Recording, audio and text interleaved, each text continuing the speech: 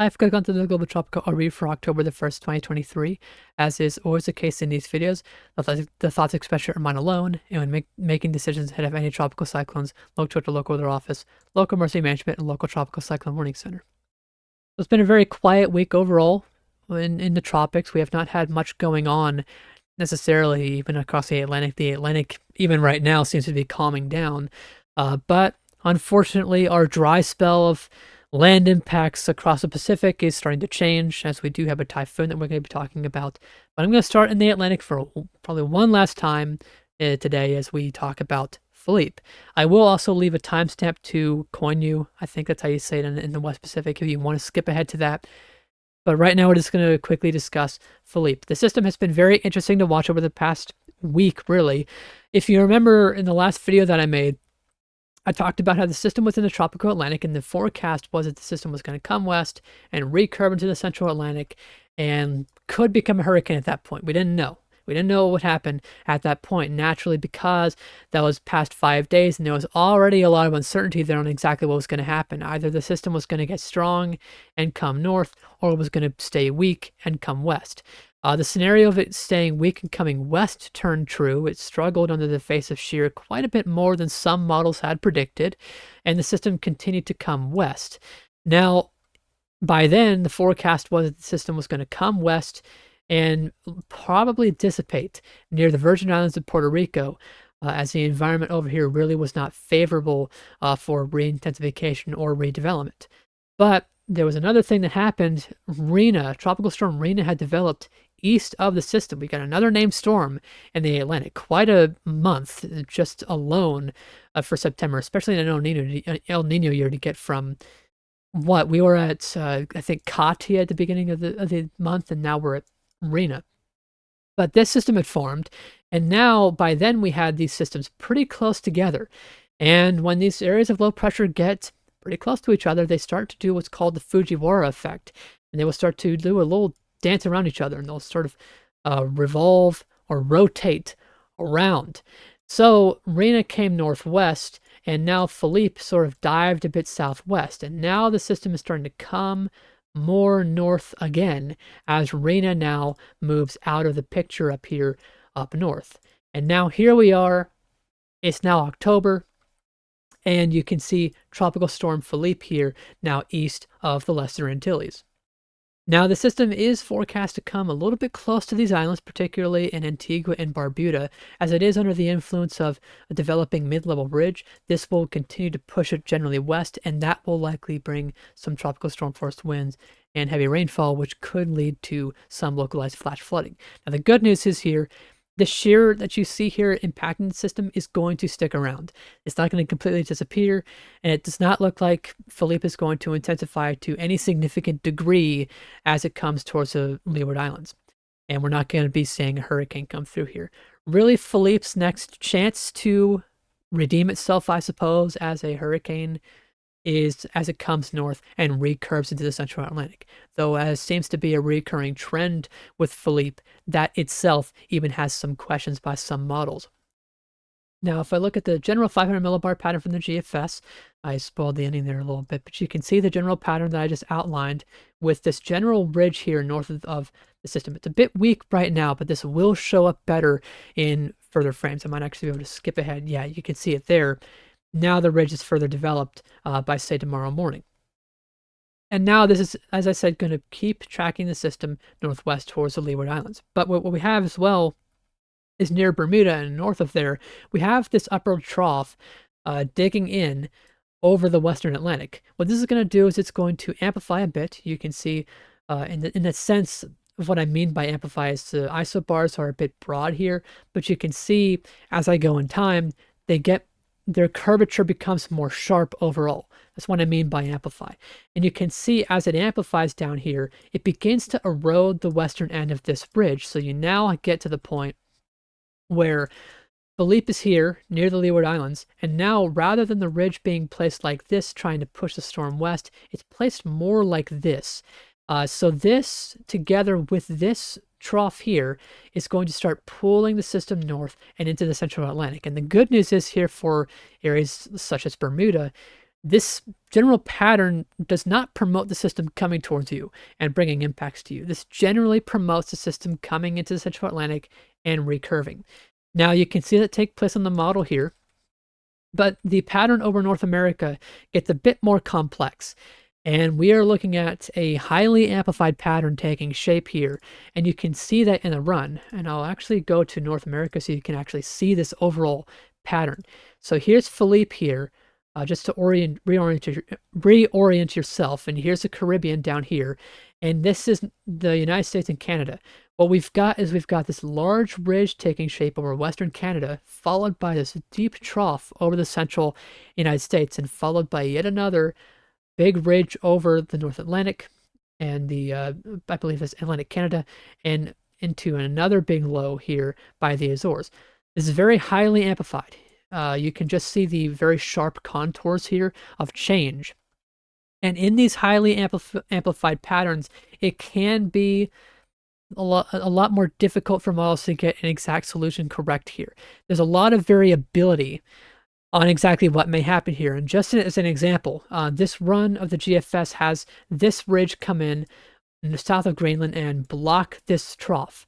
So you see, and it also blocks Philippe. So these systems just sit around in the middle of the Atlantic for who knows how much longer. But in prior runs of the GFS, there have been scenarios where it actually remains fairly well intact and actually comes towards the Azores and brings some significant impacts here. That may be something that we have to watch for, but this is October the 9th. This is over a week out, so there's a lot of questions still here in the long term.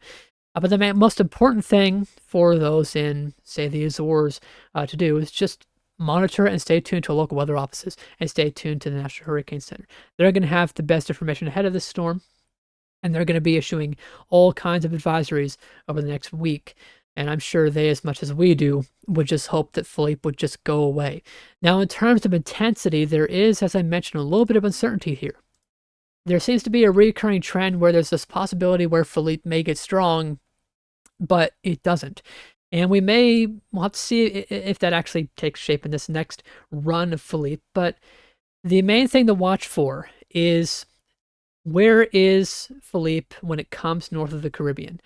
And I'll go back, say I'm a bit ahead on this run. So that's Thursday. So this is the same frame here on the GFS and the European. You can see that overall we have a subtle difference. The European has it a bit further northwest in the GFS, and it's a little bit further east.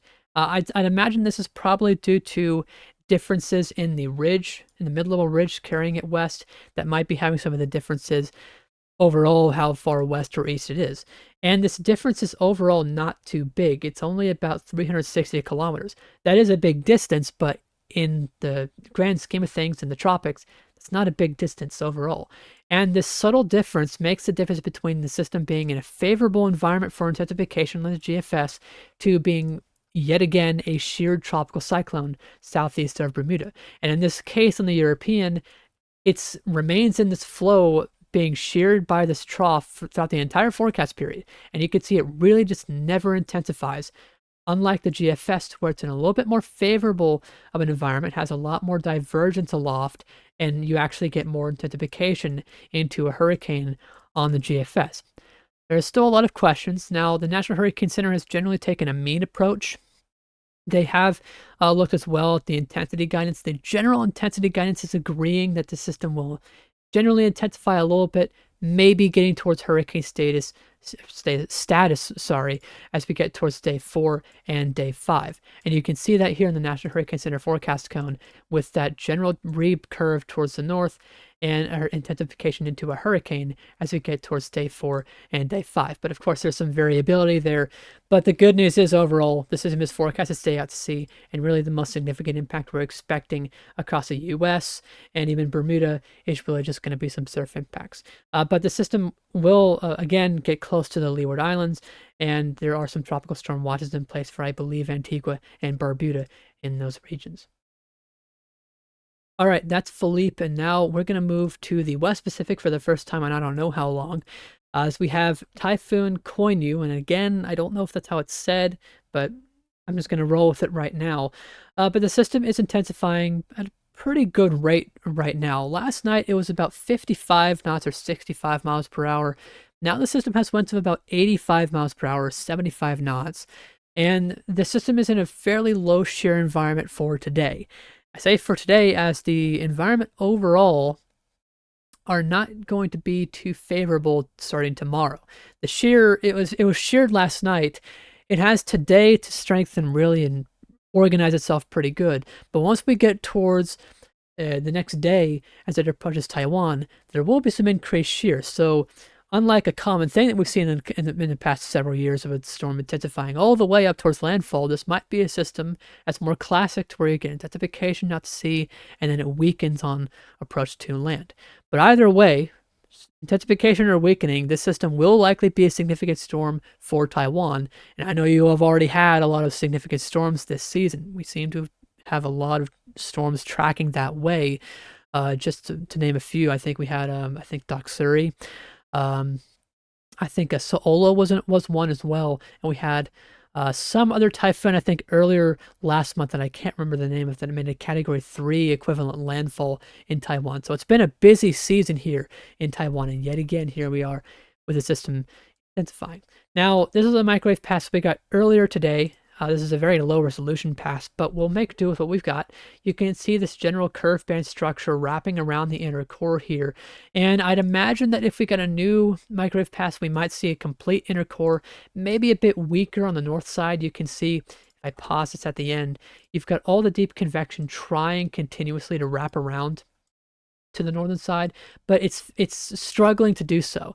Now, while I said there is some lighter shear today, there is still some shear. If you look at soundings from the GFS and the European, there are some higher max shear values, and what might be happening, some of those max shear values might be just pushing against the system a little bit much for it to handle, and the convection is struggling a bit more to really wrap around.